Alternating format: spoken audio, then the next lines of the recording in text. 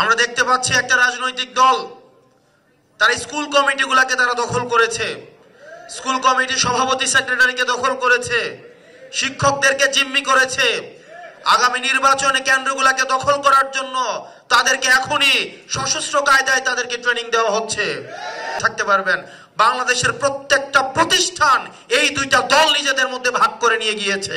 সচিবালয়ে বসে এভাবে ডিসি ভাগাভাগি চলছে বিভিন্ন রাজনৈতিক দলের মধ্যে। যেমন চিটগাং এর আমি ডিসি দিব, তাহলে উত্তরবঙ্গের দুইটা ডিসি আমাকে ছাড়তে হবে। যদি রংপুরের ডিসি ছাড়ি তাহলে আমাকে খুলনার ডিসি ছেড়ে দিতে হবে। আমরা এই অন্তর্বর্তীকালীন সরকারকে বলতে চাই, আপনি যদি এই দর্শকের ভূমিকা পালন করেন, আমরা এখানে আপনাকে এনেছি ন্যায্যতা নিশ্চিত করার জন্য, কিন্তু আমরা দেখছি আপনি রাজনৈতিক দলগুলোর কাছে, কতিপয় রাজনৈতিক দলগুলোর কাছে আপনি নতজানু হয়ে তাদেরকে ডিসি ভাগাভাগিতে আপনি আরো সহায়তা করছেন। দ্বিতীয়ত, একটা ইলেকশন ইঞ্জিনিয়ারিং এর দিকে আবার আমরা যাচ্ছি। আমরা 24, 18 এবং 14 যে বিতর্কিত নির্বাচন, আমরা চাই না এই বিতর্কিত নির্বাচনের পুনরাবৃত্তি ঘটুক, কিন্তু আমরা দেখতে পাচ্ছি যেভাবে নির্বাচন প্রক্রিয়া চলছে, সেই নির্বাচন প্রক্রিয়ায় আরেকটি প্রি ইঞ্জিনিয়ার্ড একটি ইলেকশন আবার জাতীয় উপহার পাবে। আমরা দেখছি একটি রাজনৈতিক দল তার নিয়ন্ত্রিত যে ব্যাংকগুলোকে দখল করেছে, যে ব্যবসা প্রতিষ্ঠানগুলোকে দখল করেছে, সেই ব্যাংক এবং ব্যবসায়িক প্রতিষ্ঠানের কর্মচারীদেরকে পুলিং এজেন্ট হিসাবে নিয়োগ দেওয়ার প্রায় তারা চালাচ্ছে। আমরা দেখতে পাচ্ছি একটা রাজনৈতিক দল তার স্কুল কমিটিগুলোকে তারা দখল করেছে, স্কুল কমিটির সভাপতি সেক্রেটারিকে দখল করেছে, শিক্ষকদেরকে জিম্মি করেছে। আগামী নির্বাচনে কেন্দ্রগুলোকে দখল করার জন্য তাদেরকে এখনই সশস্ত্র কায়দায় তাদেরকে ট্রেনিং দেওয়া হচ্ছে। আমরা স্পষ্ট করে বলতে চাই, জাতীয় নাগরিক পার্টি, আপনি সংখ্যা দিয়ে জাতীয় নাগরিক পার্টিকে মাপতে যাবেন না। আপনার লক্ষ লক্ষ কর্মী নেতা কর্মীরা রাস্তায় নেমে আসে নাই। আমরা লক্ষ লক্ষ নেতা কর্মীর পরে আমরা আওয়ামী লীগকেও দিতে শুনতাম এশিয়া মহাদেশের সর্ববৃহৎ ছাত্রলীগ নাকি সর্ববৃহৎ ছাত্র সংগঠন ছিল এশিয়া মহাদেশের। তারা শুধুমাত্র বাংলাদেশের না, এশিয়া মহাদেশের সর্ববৃহৎ ছাত্র সংগঠন এখন টর্চ লাইট দিয়েও খুঁজে পাওয়া যায় না। এক জায়গায় বলে জয়, আবার 2 মাইল দূরে গিয়ে বলে বাংলা। নিজেরা দৌড়ের উপরে থাকে, ব্যানারটা নিয়ে দৌড়ের উপরে থাকে, ব্যানার 4 জনে মিলে ধরার লোক নাই, একজন ধরে ব্যানারটা নিয়ে দৌড়ায়, আবার বলে যে হাসিনা তোমার ভয় নাই, রাজপথ ছাড়ি নাই। এইসব লক্ষ লক্ষ নেতা কর্মী কাজে আসে নাই। 10 জন মানুষ থাকলেই, প্রয়োজনের ন্যায্যতার কাছে একজন মানুষ থাকলেই, যখন একজন ঘুরে দাঁড়ায় তখন সারা বাংলাদেশ তাকে সমর্থন দেয়। যে বিতর্কিত নির্বাচনের দিকে ইলেকশন কমিশন যাচ্ছে, ইলেকশন কমিশন একটা স্বৈরতান্ত্রিক একটা ইলেকশন কমিশনে রূপান্তরিত হয়েছে। আপনারা ইতিমধ্যেই জানেন আমাদের যে ইলেকশন কমিশন স্পাইনলেস একটা ইলেকশন কমিশন। এই ইলেকশন কমিশনকে গনিমতের মাল হিসেবে নাসিরউদ্দিন ভাই ইতিমধ্যে বলেছে রাজনৈতিক দলগুলো ভাগাভাগি করে নিয়ে গিয়েছে। রাজনৈতিক দলগুলো উপদেষ্টার কাছে গিয়ে বলে যে এই উপদেষ্টা থাকতে পারবেন না, ওই উপদেষ্টা থাকতে পারবেন, ওই উপদেষ্টা থাকতে পারবেন না, সেই উপদেষ্টা থাকতে পারবেন। বাংলাদেশের প্রত্যেকটা প্রতিষ্ঠান এই দুইটা দল নিজেদের মধ্যে ভাগ করে নিয়ে গিয়েছে। আপনারা যারা আছেন, আর আরেকজন রয়েছে বাংলাদেশের আরেকজন ব্যক্তি, সেটা হচ্ছে তিনি চ্যানেলদের ক্ষমা করে দেওয়ার জন্য উনি হচ্ছেন কিছুদিন আগে ব্রিগেডিয়ার আজমির কাছে হাত তুলে কোড় জুড়ে ক্ষমা চেয়েছেন। উনি ক্যান্টনমেন্টে বসে বসে ষড়যন্ত্র করছে কাকে নির্বাচনে জিতাবেন আর কাকে নির্বাচনে উনি হারাবেন। আমরা বলতে চাই, আমাদের যেসব দেশপ্রেমিক সেনাবাহিনী দেশের জন্য জাতির জন্য রাস্তায় নেমে এসছে, সেই দেশপ্রেমিক সেনাবাহিনীদের কলঙ্ক মুক্ত হওয়ার সুযোগ আসছে।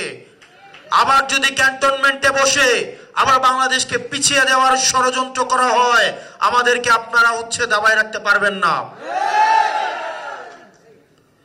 কি আমাদের উপরে ট্যাঙ্ক চালাই দিবেন, গুলি করবেন? আমরা আলিফ আমরা স্নিগ্ধ মুগ্ধ, আমরা আবু সাঈদের উত্তরসূরি।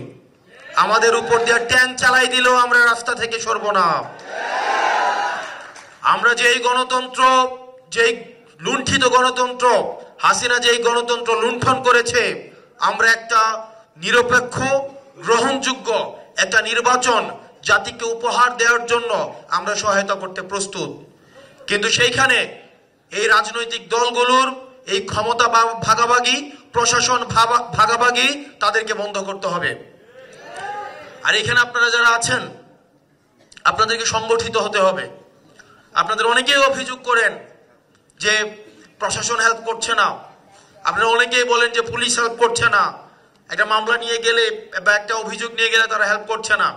আমি সবসময় বলি, পুলিশের গাড়ি সামনে রেখে একটা রাজনৈতিক কর্মসূচি, আপনাদের রাজনীতি এখনো শুরু হয় নাই। যেদিন পুলিশের গাড়ি পিছনে থাকবে সেই দিন হচ্ছে আপনাদের মূলত রাজনীতি শুরু হবে। আপনি যদি মনে করেন প্রশাসনিক সহায়তা করলে আপনার রাজনীতি আগাবে আর এখন আগাবে না, তাহলে আপনি ভুল রাজনীতি করছেন। আপনাকে আত্মনির্ভরশীল হইতে হবে, নিজের পকেটের টাকা খরচ করে আপনাকে রাজনীতি করতে হবে। আপনি আমাকে জিজ্ঞেস করেন ফাইন্যান্স কোন জায়গা থেকে আসবে, ফাইন্যান্স আপনার নিজের পকেট। আপনি নিজের পকেটের টাকা খরচ করে আপনার রাজনীতি করতে হবে। গত মাসে সেন্ট্রাল কমিটির প্রত্যেকটা মেম্বার থেকে আমরা পকেট থেকে আমরা টাকা সংগ্রহ করেছি। এখন বলতে পারেন আমরা চাঁদাবাজি করছি। আমাদের নিজেদের কর্মীর থেকে, আমাদের নিজেদের সংগঠনে যারা আছে, আমরা তাদের থেকে আমরা টাকা নিয়ে হচ্ছে আমাদের এই প্রোগ্রাম, আমাদের কর্মসূচি বাস্তবায়ন করতে হচ্ছে। আপনারা যারা আছেন বিভিন্ন থানা কমিটির, আপনাদের নিজস্ব অর্থনৈতিক কাঠামো আপনাদেরকে গড়ে তুলতে হবে। একই সাথে আপনাদের নিজেদেরকে সেখানে হচ্ছে ডোনেট করতে হবে। আমাদের যে ক্রাউড ফান্ডিং এর যে মডেল রয়েছে, আপনাদের সেখানে অংশগ্রহণ করতে হবে। আপনাদেরকে বুঝতে হবে, আপনাদের অনেকেই মনে করেছেন বা অনেকেই ভাবছেন দল ক্ষমতায় যাবে এবং দল ক্ষমতায় গেলে আমরা ক্ষমতার অংশ হিসেবে আমরা রাজনীতি করছি, তাহলে আপনারা ভুল পথে আছেন। যাদের এই চিন্তা রয়েছে তারাই এখনই হচ্ছে আপনারা এনসিপি থেকে ত্যাগ করে আপনারা নিজেদের মতো করে আপনারা অন্য রাজনৈতিক দলে চলে যেতে পারেন। রাজনীতি ক্ষমতায় থাকলে, ক্ষমতায় না থাকলেও আমাদের এই রাজনীতি থাকবে। আমরা যে বাংলাদেশকে, আমরা যে একটা বেটার বাংলাদেশ, যে বাংলাদেশ একটা বাংলাদেশ উপহার দিতে চাই, সেই বৈষম্যহীন বাংলাদেশ উপহারের যাত্রা আমাদেরকে অব্যাহত থাকবে। আপনারা দেখছি আপনাদের নিজেদের মধ্যে কারো বিরুদ্ধে যদি একটা অভিযোগ উঠে, আপনারা তাকে সমর্থন না দিয়ে সোশ্যাল মিডিয়ার ট্রেন্ডে গা ভাসিয়ে দেন। আপনাদেরকে মাথায় রাখতে হবে, এই media, social media, bureaucracy, military কেউ এনসিপি কে সমর্থন দেয় না। আমরা এনসিপি নিজের মতো করে আমরা সমৃদ্ধ হয়ে নিজের মতো করে আত্মনির্ভরশীল হচ্ছে। সুতরাং সোশ্যাল মিডিয়ার প্রপাগান্ডায় গা ভাসানোর আগে আপনাদের যেটি করতে হবে, আপনাদের ফ্যাক্ট চেক করতে হবে এবং নিজের যে সহযোদ্ধা, এই সহযোদ্ধার উপর আস্থা রাখতে হবে।